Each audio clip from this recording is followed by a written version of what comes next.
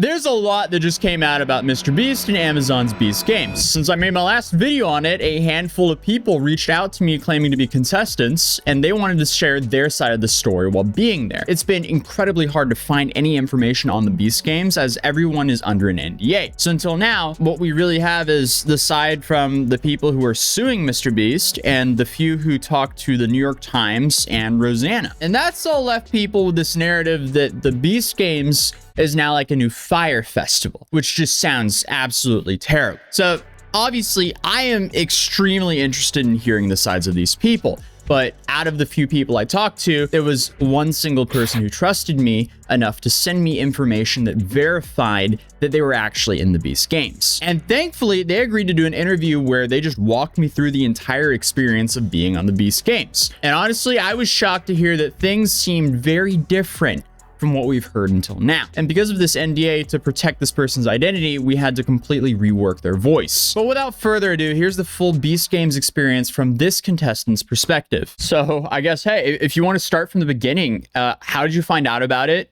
And what was the process of joining like? So I found out about Beast Games from a friend that said he might have an in. I ended up applying, and over the course of about 2 weeks, I was accepted, and that was probably about 3 or 4 weeks before the competition actually started, and they sent us to Vegas. So I didn't really, I don't know. I just kind of got accepted, and then I was thrown into it. Wow, okay. And then, so was the first event, it was in, what, Nevada? Or? Yeah, so they sent all 2,000 people to Las Vegas, and just imagine, so much of the trouble in all of what's come out is behind the logistics of Vegas. So you have 2,000 people that you flew to Vegas, you then have to handle hotels for all the flights, and then you have to feed them when they're there. So we all got like meal vouchers and stuff in the hotels. And I would say 99% of what's happened and what's gone on and what people are mad about is due to like lack of communication within not even Beast Team, but the company they hired to handle the production. So you have like random people that you pull off the street that are like, you know, they don't know the intricate details of the operation. So when somebody asks them a question like, hey, can I go get food, or can I go to the bathroom out here? They are like, they only know what they've been told. So they're going off their best judgment, but that might not be what the person wants to hear. So it's just like a bunch of people playing telephone. So that's a large reason why people didn't get the things they wanted or the things they needed. And if you really need something bad enough, like, go get it. Or are they going to tell you no? And so wait, so it all started off, so you went to Vegas and you guys were in hotels there, and there was two things that I understood. So from the New York Times article, they were saying there was like an intake process, and then like the first day. Is that true, or? Yeah, there was. So we got there one day, and some people got there like 2 or 3 days in advance just for planning purposes. But you stuck in a number of hotels. They split all 2,000 people between, say, like 3 or 4 hotels. But the intake process happened at Rio Hotel in like the big grand rooms. So eventually, throughout your 3 or 4 days, probably on the day that you got there, mine wasn't until like the second or third day, but they took you into the room, you signed all the paperwork, new NDAs, all sorts of stuff. And then you basically got like your jersey, and then you went back to your hotel room and then waited until they called you down like the morning of to come down in your jersey.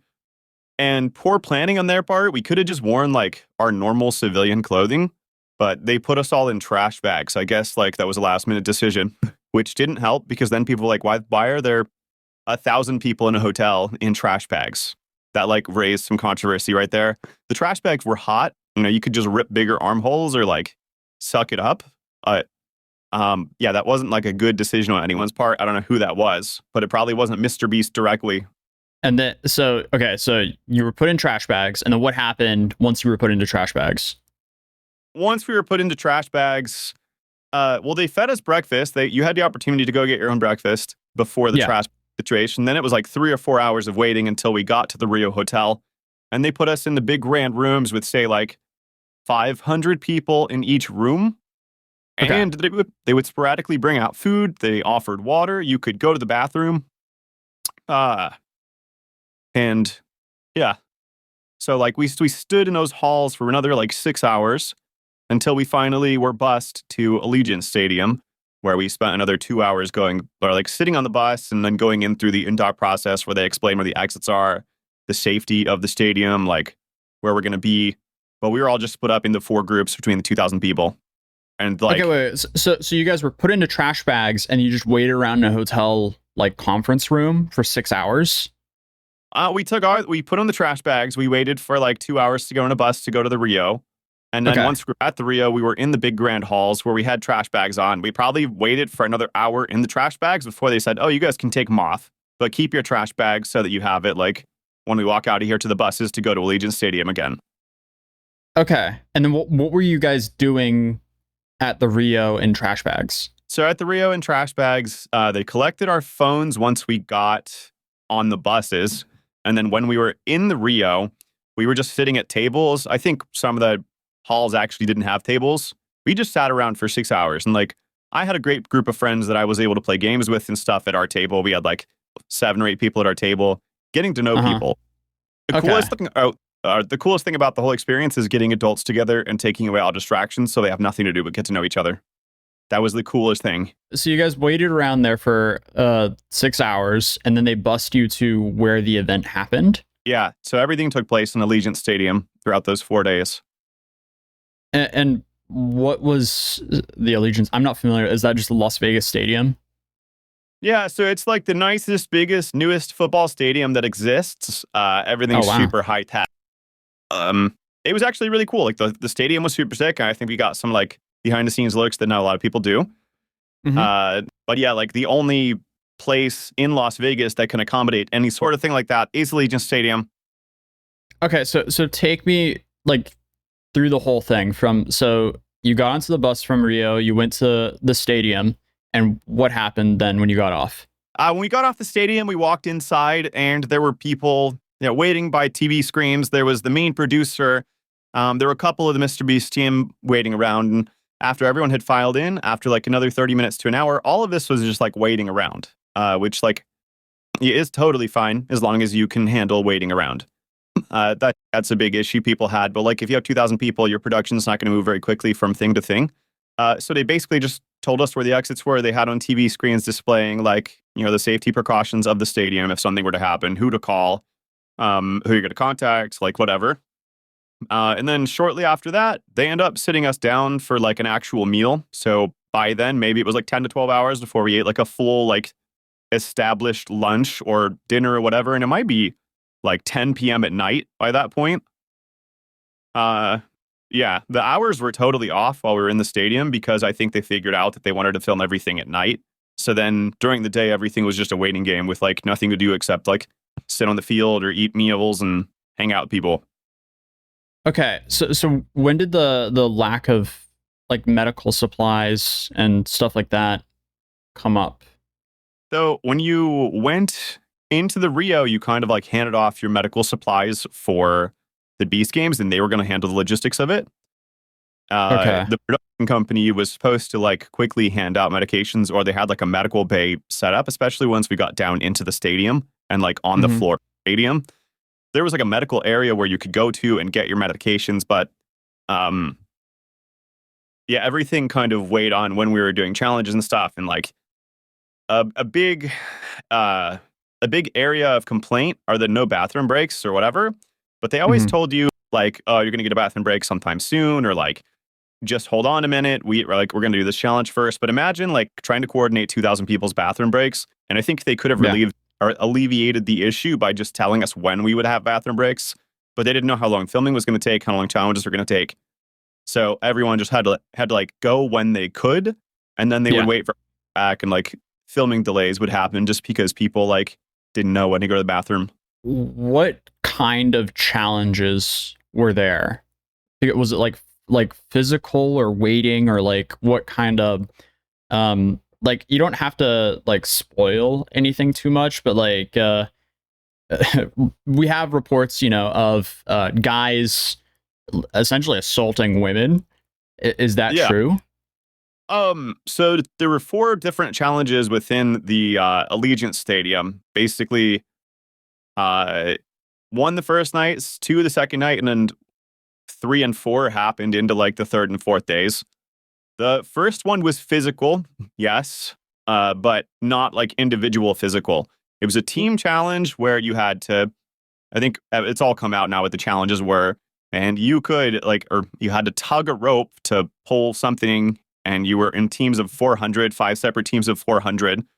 And some people were grabbing jerseys once they said oh, you need these jerseys to be on a team.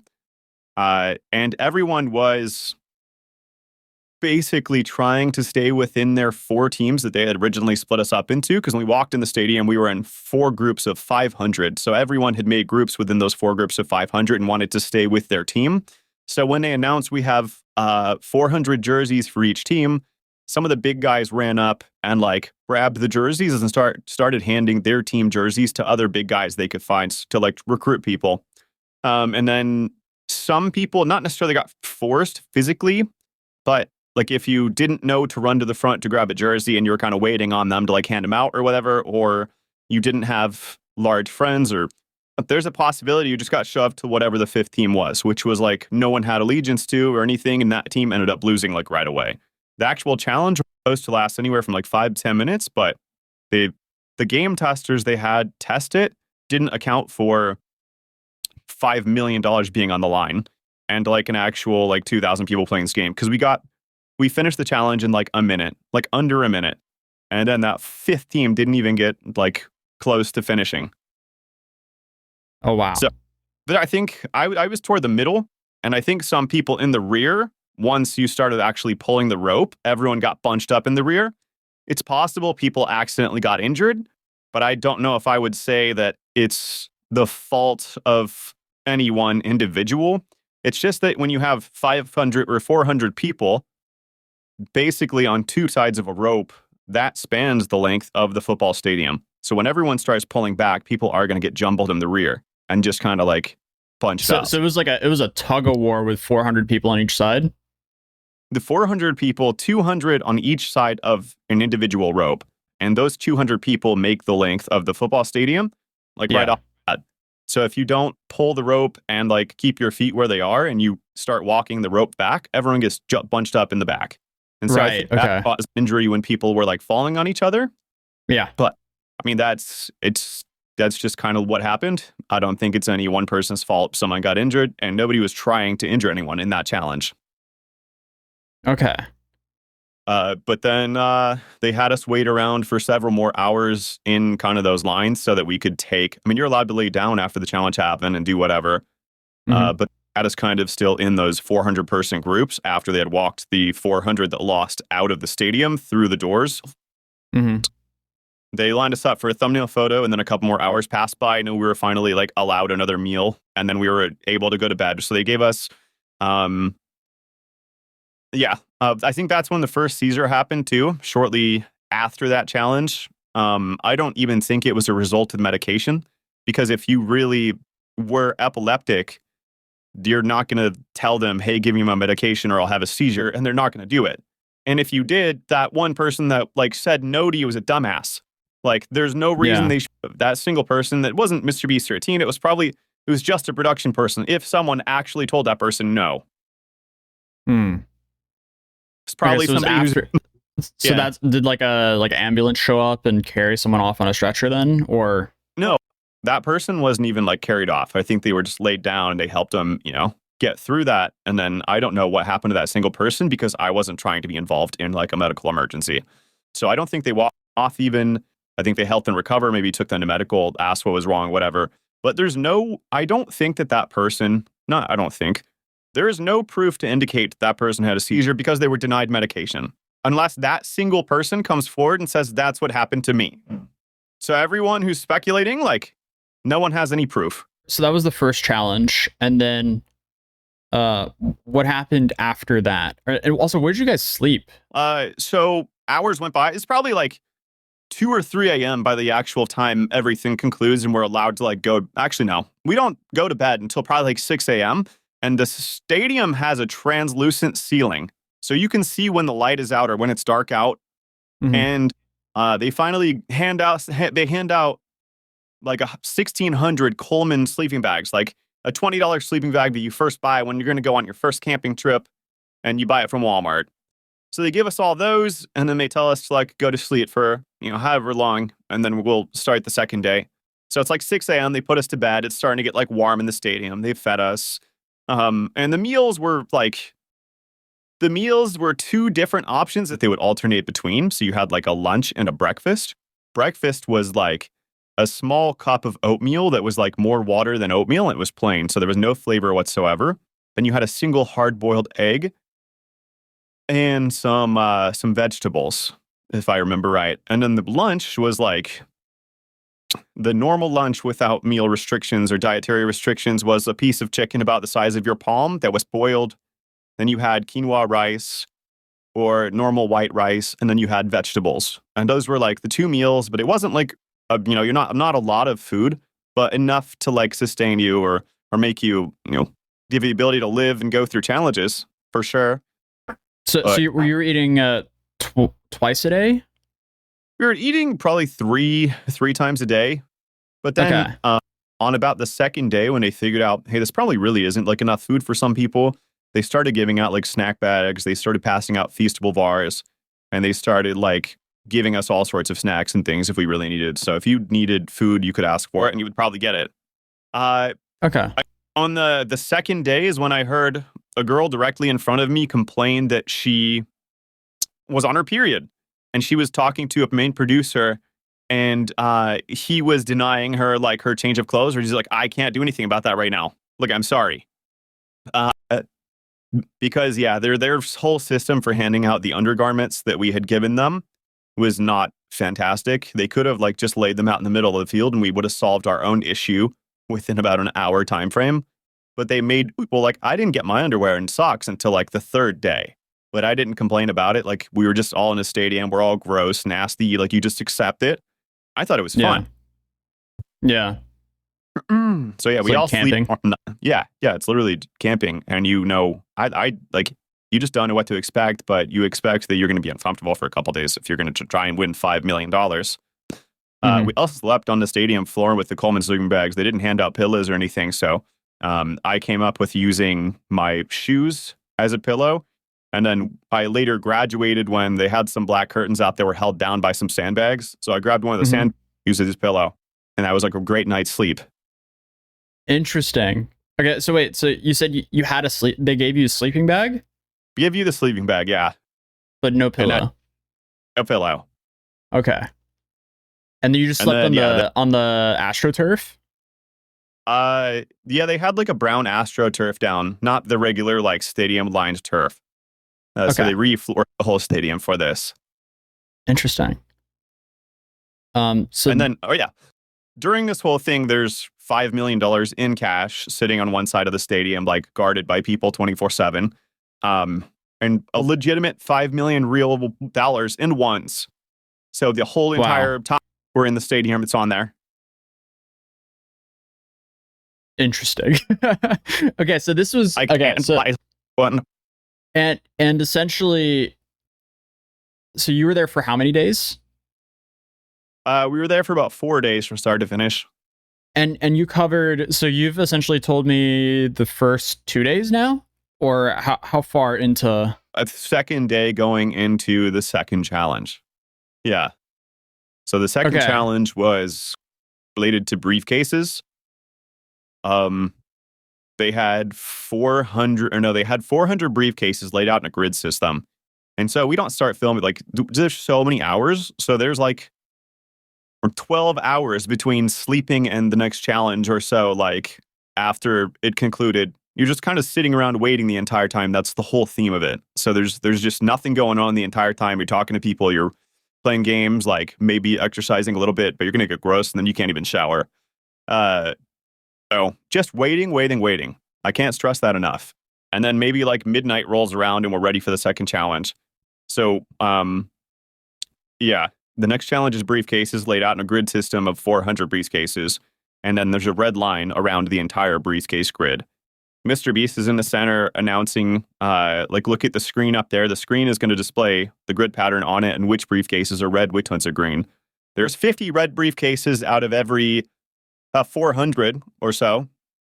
And then you get to the briefcase and then you open it up and it's going to tell you whether it's red or green, whether you're safe or eliminated. So you would He would call your 400 people to go, and then you would line up around the entire red line, which took up about half the stadium floor.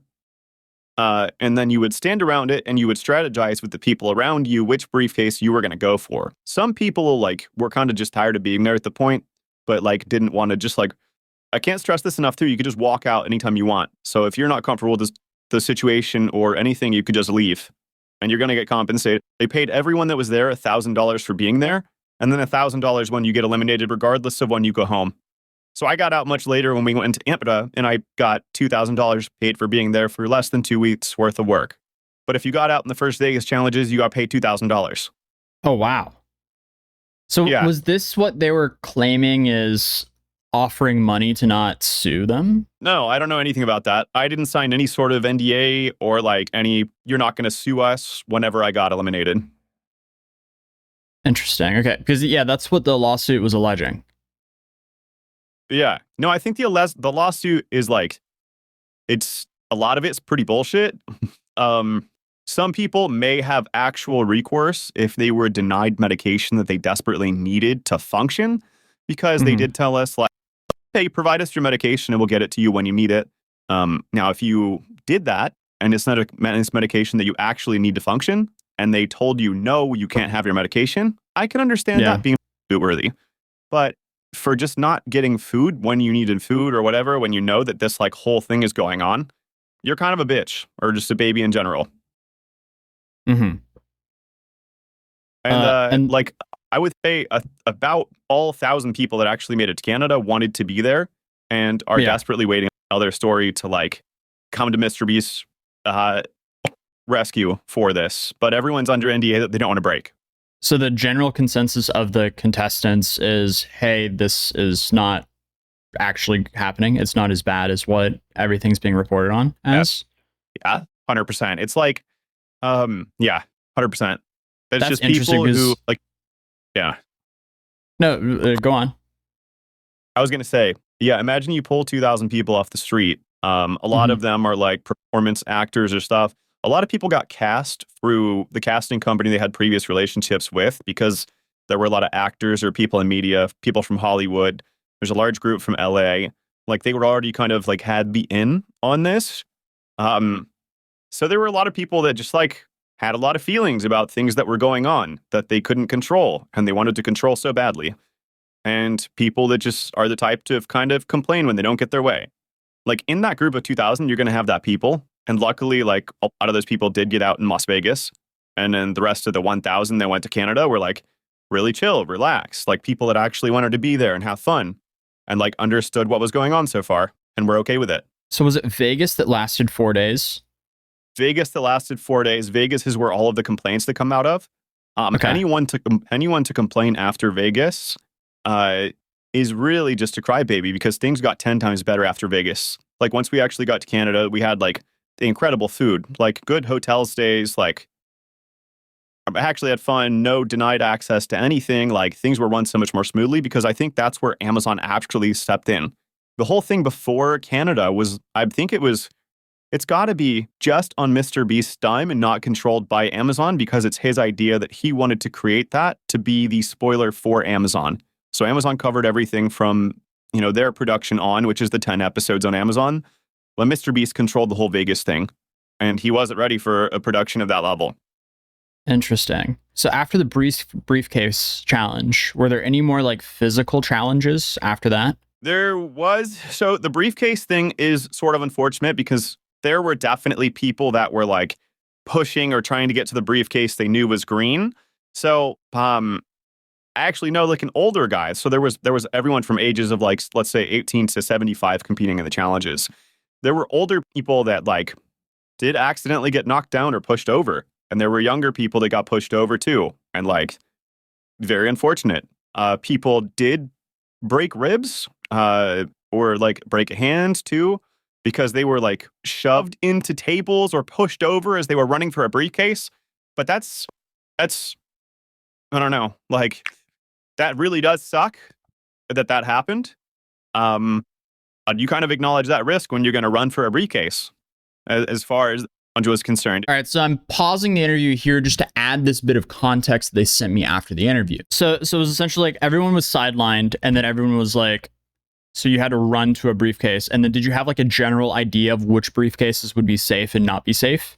Yeah, so it's based on the people around you. You could talk to them. You could be like, hey, I'm going to run for that briefcase. If you run for that one, we know we're good. Like, we don't have to fight over anything. We could even calmly walk over there. But there were a lot of people around that were like, nope, screw you. I'm running to that briefcase. I'm running to the first briefcase I can.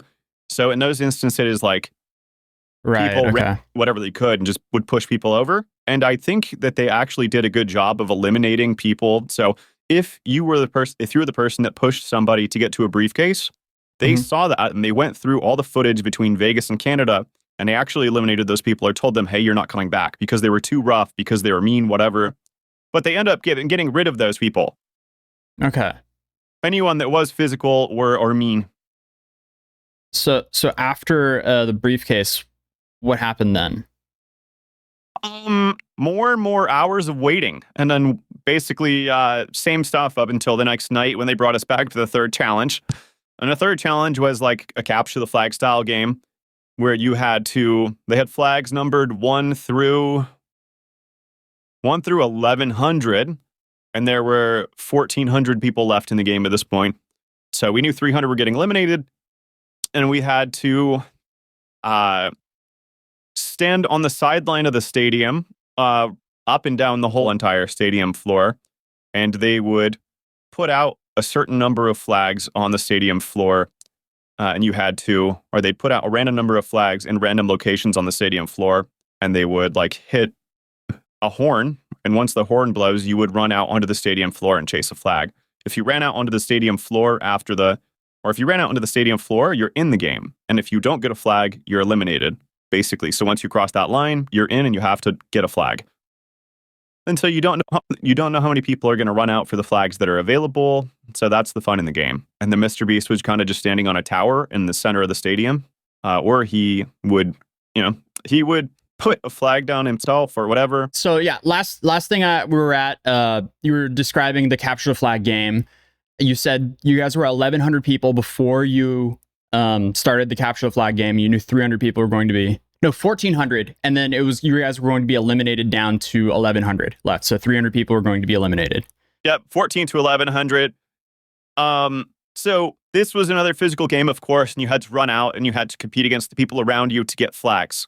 So unfortunately, there were a lot of people that were pushing or fighting for flags, or like they would grab a flag, someone else would grab the flag, and then you have to or they were trying to wrestle it out of each other's hands.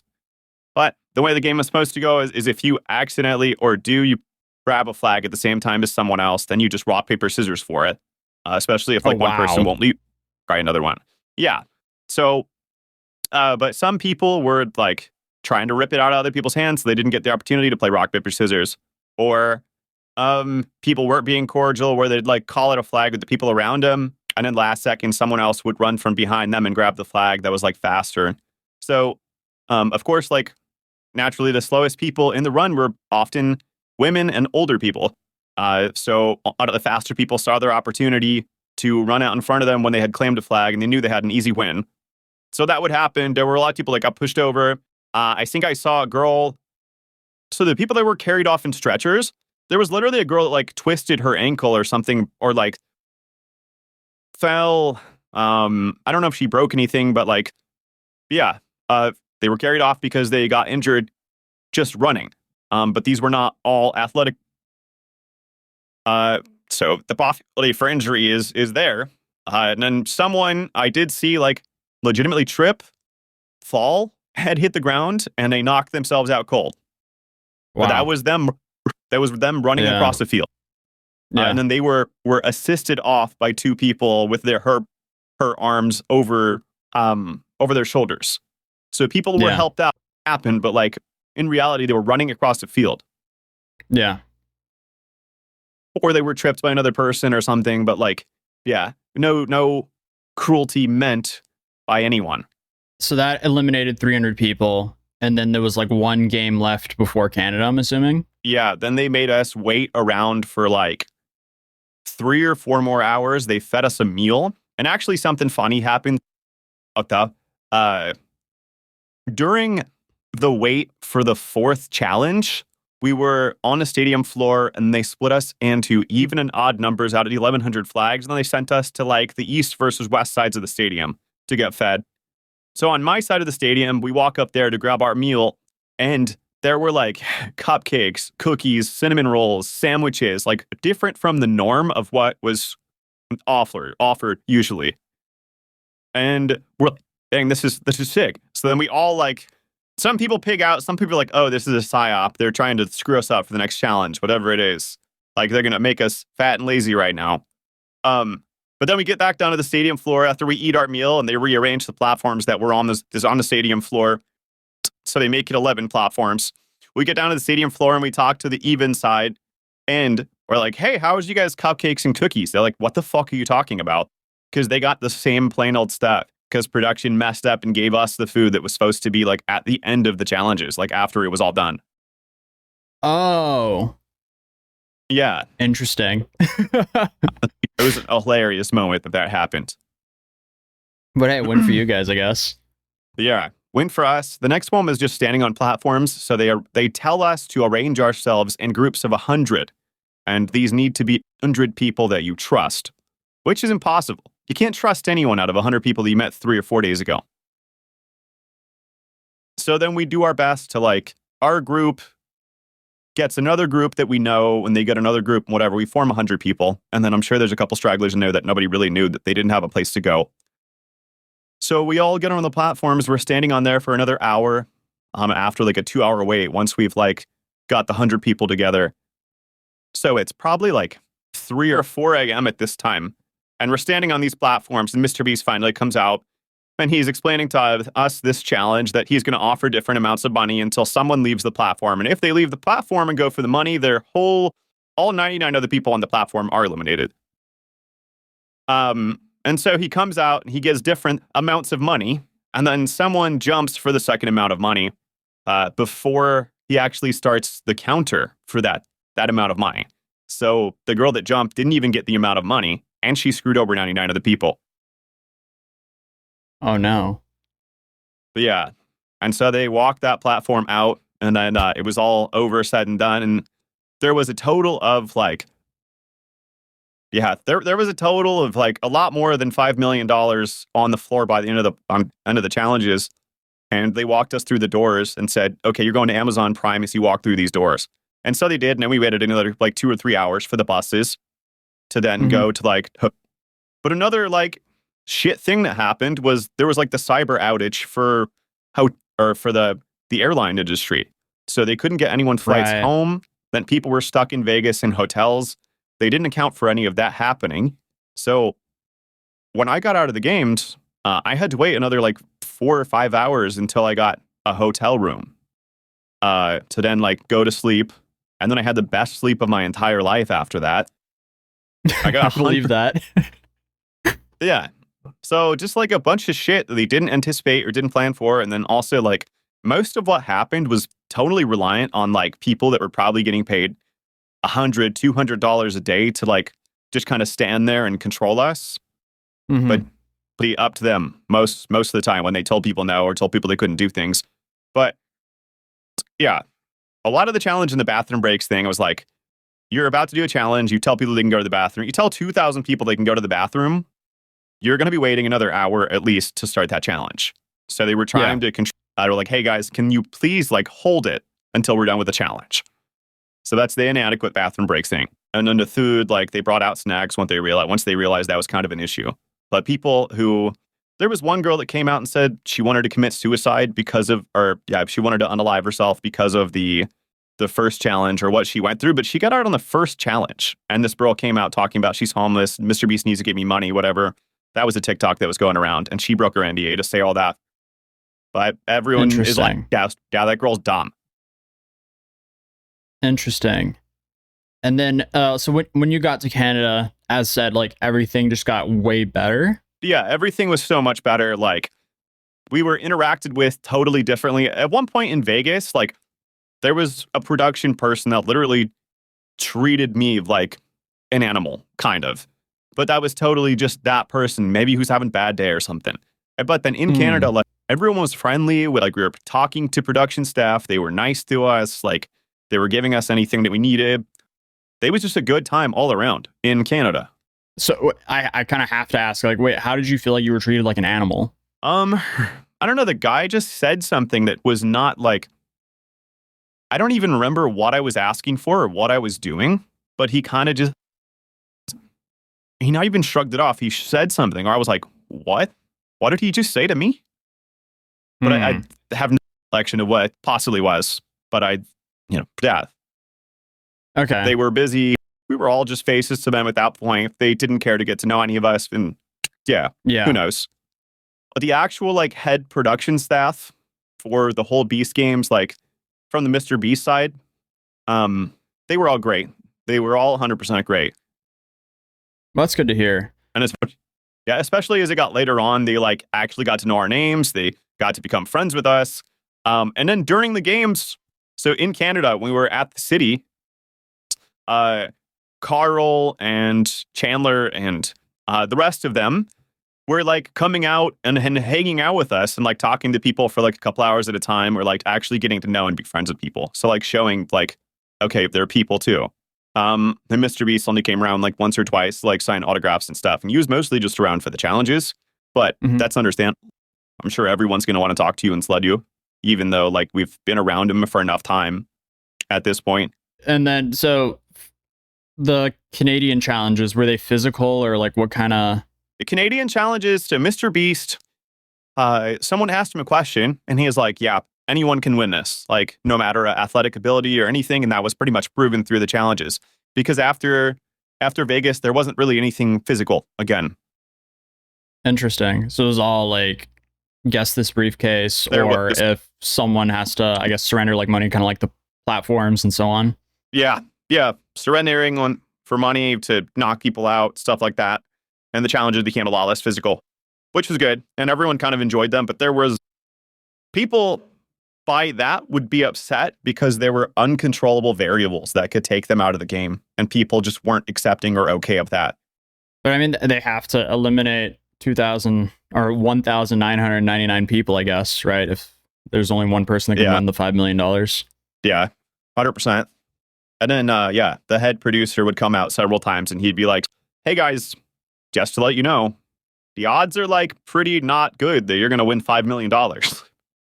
And he would just like say that over and over again. And he's a funny, hilarious guy. So, yeah. And was he saying that in Canada or in Vegas? In Canada. Oh, well, he said that a couple times too. But like over and over, he'd be like, guys, there's still a lot of people here. The odds that you're not going to win $5 million are like more than one. So is there anything else that you would want to add that you feel like is being misrepresented online currently? What else is there that's come out? So my list of, for example, the lawsuit is alleging misclassification of contestants as independent contractors. So they're trying to claim that they're actually employees. I have not paid enough attention to the legal side. I just kind of signed up and I'm like, well, I'm fucking here. Let's do this. So I don't care that much, but other people who like feel they walked away with not enough money or $2,000 isn't enough and they want to complain for more. That's why they're probably going after that. They're like, MrBeast owes me more money. And then you have unlawful contract terms, was the second point.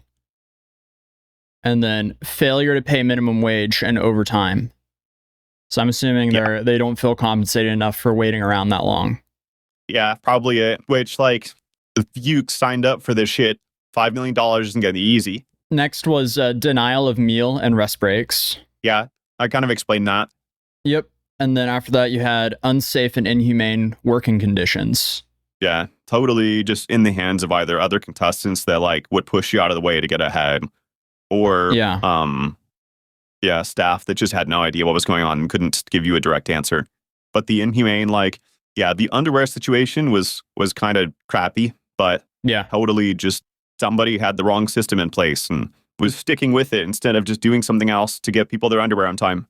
And then you had sexual harassment and hostile work environment was the next one. I can't speak on the sexual harassment. I don't know anything that happened along those lines. That's probably between an individual and someone else. That's totally their story. Then you had, the hostile work conditions. I covered enough from my perspective. Maybe somebody else out of those 2,000 experienced something different. And then there was like an alleged damage control, which was offering money to not sue, which I questioned you about because you received the X amount of money when you left, and it seems like maybe not in the I'm unsure if it's in the lawsuit right now or if it was from Rosanna's story where the person was saying, I did not take the money to not sue. Yeah, I don't know anything about that. I doubt that happened. Like, I 100% doubt that happened. But after Vegas, I think some of the stuff was coming out or people were talking online that the conditions were terrible. And so after that point, I believe is when they enacted paying us all $1,000 just for being there. Because I don't think they were going to pay the people that had to Canada $1,000. Like, I think that people that got eliminated in Vegas just got $1,000. Actually, yeah. So I might have said something different earlier. I think they just got $1,000. And then people that went to Canada got $2,000 if they were eliminated. And so they weren't going to pay people that advanced to Canada until they... Actually, no. Okay, let me go back. I think everyone got paid $2,000. I think the people in Vegas were going to get paid $1,000 for getting eliminated in general. And then once the conditions came out, they elected to pay everyone $1,000 more for the harassment or like the issues that were caused. So they tried to make it better by paying $1,000, but there was no, to my knowledge, no contract that was like, you can't sue us if you accept this money. That didn't happen. So they just reached out for payment details and you gave it to them and they just paid you. Like, you didn't have to sign anything to get that money. Yeah. Very interesting. Thank you so much for hopping on and explaining a lot, because I mean, essentially I'm just searching for the truth here. And now we've heard one side of the story, which is from a few people who are involved in the lawsuit and the few people that have contacted Rosanna. But yeah, I haven't heard from anyone that's had a positive experience with the MrBeast games. All 1,000 people that are still in or that were still in Canada, everyone just doesn't want to break their NDAs, of course, for good reason, because they're actually going to be on a TV show and they don't want to be edited out or anything. But I can say pretty confidently that almost all 1,000 people hate Rosanna Pansino. Like, we don't care for her. Like, she's not speaking for the majority. She's just annoying, clout chasing by going through all of this. Nobody likes her. Nobody, not any people who are still in the game, like her at all. Nobody wants to hear from her. Nobody thinks she's doing the right thing by talking about this. She's literally just clout chasing based off like a couple people's reports. So you feel like you had an overall positive experience at the MrBeast games? Yes, absolutely. Like, life incredible.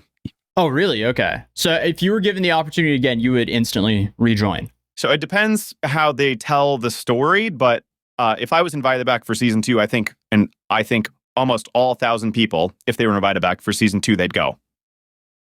Oh, wow. Well, awesome. Thank you so much for this interview. I really appreciate it. I think the internet would also really appreciate hearing an alternative perspective on the Beast games. Yeah, and it created a lot of crazy, like, awesome, close friendships, because especially in Vegas here with 1,000 people who are just together all day long doing nothing but just talking to each other and like making like probably lifelong friends. Several people already have like flown out to see other people, or there were big meetups in like Las Vegas and stuff. Like, groups of like 60 to 100 people are getting together and like being friends outside of the games. Like, that's so sick. That's awesome. That's really cool to hear. Well, yeah, thank you so much for your time. Yeah, of course. This was definitely a different perspective than what's been circulating. They did confirm a lot of the issues that people had, but also pushed back on the current narrative around the Beast games. But right before I was going to post this interview, you have this massive article that came out by CNBC3 News Las Vegas, where more sides of the story came out. So here's a quick summary of that article. The article claims that MrBeast's team, Beast Games Productions in Las Vegas, was a disaster. Production staff and medics complained about poor communication, lack of organization, and safety concerns. Contestants were also required to stay in the Allegiant Stadium field and were provided sleeping bags to rest during the day. About a dozen portable restrooms were set up on the field to accommodate the 2,000 contestants who were limited to the field's confines. According to the contestants, the portable restrooms were overflowing and not cleaned regularly. Medics on the go were tasked with handling medications, and a community ambulance team provided by Allegiant Stadium was to respond to medical issues. Medics on the go were stationed at the Luxor and Rio before filming, where most contestants were lodged to collect medication. However, some contestants' medication may have been lost lost due to they were not situated in the Rio or Luxor. Production workers and medics also complained about the lack of communication and information from producers. They were not provided with a mean of communication or information on where to go with questions. In a normal production, you would know exactly where to go and when, be provided with contacts for the different departments, and have a clear understanding of your assignment. This was not the case in the MrBeast production. The class action lawsuit against Beast Games alleges that the contestants were coerced into illegal work conditions that negatively impacted their physical and emotional health. The lawsuit alleges that the defendants knowingly misclassified the contestants in part to avoid paying them wages and obtain a tax credit from the state of Nevada. The lawsuit also alleges, among other things, the game show meals were unreasonable, providing insufficient calories, and fostered a hostile work environment for female contestants. The Las Vegas Beast Games Productions was a major disaster due to poor communication, lack of organization, and safety issues. The article also alleged there was OSHA violations due to allegedly forcing staff members to clean up the porta potty without proper equipment or training, which just sounds like a nightmare because apparently it was overflowing and staff members had to clean that. My first job was being a janitor, and I can easily say that cleaning up human waste was the worst part of that job. Clearly, there were issues with this event, and it'll definitely be interesting to see what happens next when everyone's NDAs are up. Obviously, me airing this interview is not to take away from the experience of the people who feel wronged from this event. I just think it's important to get as many perspectives as possible out there. If you're new here and feel like you want to subscribe, feel free to do so. Drop a like on this video, and also, if you want to support the channel another way, you can check out my mouse mat and mat company, mat.city. Here, we took inspiration from the nostalgic toy car mats and brought them to a city near you. Currently, we have New York, LA, the Atozy universe, and a few other designs in these large mouse mats with the braiding around the edges so they don't flake up from, you know, playing for a few hours. And then we also have like the large mats that are behind me like that. So if that sounds interesting to you, you can check out mat.city in the top of the link in the description down below, and I'll see you guys in the next video.